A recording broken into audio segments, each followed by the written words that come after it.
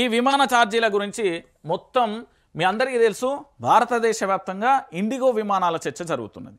ఇండిగోకు సంబంధించి ఎందుకు ఈ సంక్షోభం వచ్చింది అంటే, మీకు కొన్ని ఎఫ్ఎంలు, ప్యాకెట్ ఎఫ్ఎం కానీ లేకపోతే కొన్ని వెబ్ సిరీస్లు కానీ కొన్ని షార్ట్ ఫిలిమ్స్ చూసే ఉంటారు.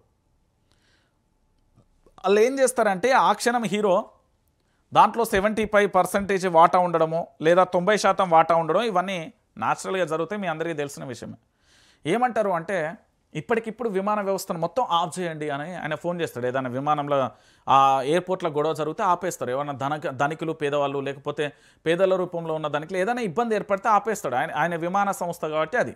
కానీ అది ప్రైవేటు వ్యవస్థకు సంబంధించింది. ఇక్కడ ఒక విషయం ఏంటంటే, నిన్న కేటీఆర్కు సంబంధించి చేసిన దాంట్లో మీరందరూ కూడా ఆలోచించాల్సిన విషయం ఇది. ఒక్కసారికి ఇది చూడు. నిన్న కేటీఆర్ ఒక అంశాన్ని పూర్తి స్థాయిలో ఆయన కేటీఆర్ చెప్పిన దాంట్లో నేను అగ్రి అవుతున్నా. నిజంగా దీన్ని ఆలోచింపజేసే విషయం అండి. ఇది తెలంగాణ సమాజానికి కూడా చాలా అవసరమైన విషయం. నేను ఈ విషయానికి సంబంధించి మీ అందరికీ నిన్ననే వీడియో చేద్దాం అనుకున్నా, కానీ ఎట్లా మార్నింగ్ న్యూస్ ఉంటుంది కదా అని చెప్పే ప్రయత్నం చేద్దామని ఆపిన. ఒకసారి నిన్న కేటీఆర్కి ముచ్చట చెప్పిండు. నిజంగా కూడా ఒకసారి సమాజం మొత్తం కూడా ఆలోచించండి. ఇంకొక మాట ఇయ్యాల సందర్భం కాబట్టి చెప్తాను.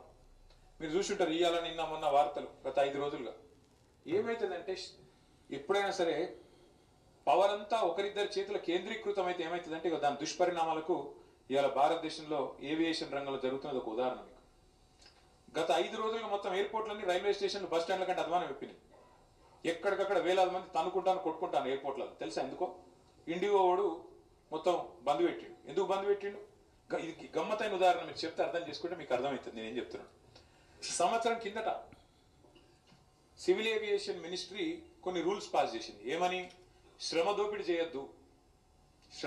చేయొద్దు, వారానికి ఒక పైలట్ అంటే ఆయన గింతనే నడపాలి, ఇంతకంటే ఎక్కువ నడపద్దు అని చెప్పి సంవత్సరం కింద రూల్స్ పాస్ చేసిండ్రు. సంవత్సరం కిందటనే వాళ్ళు కొన్ని డైరెక్షన్స్ ఇచ్చిండ్రు. DGCA, director general of civil aviation. IndiGo, air India రెండే ఉన్నాయి భారతదేశంలో, కూడా లేడు. ఇప్పుడు ఏమైందంటే, ఇది లిటరల్గా 2 వ్యక్తుల చేతులు మొత్తం భారతదేశంలోని విమానయానం మొత్తం 2 సంస్థల చేతులు ఆధీనం అయిపోయింది.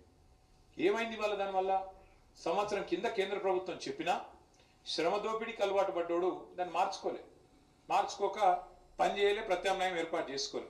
దాంతో ఏమైంది? నిన్న ఒక్క రోజు 1000 విమానాలు క్యాన్సిల్ అయింది.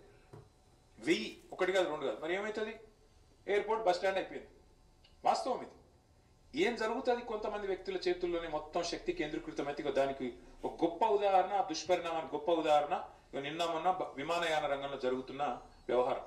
ఒక ఇండిగో, ఒక ఎయిర్ ఇండియా రెండే మిగిలిన